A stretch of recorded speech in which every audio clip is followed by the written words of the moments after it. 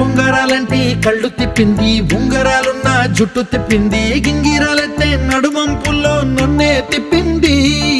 అమ్మో బాపు గారి బొమ్మ, పోలమ్మ మల్లె పూల కొమ్మ, రబ్బరు గాజుల రంగు తీసింది, బుగ్గల అంచున ఎరుపు రాసింది, రిబ్బను కట్టిన గాలి పట్టంలా నన్నెగరేసింది.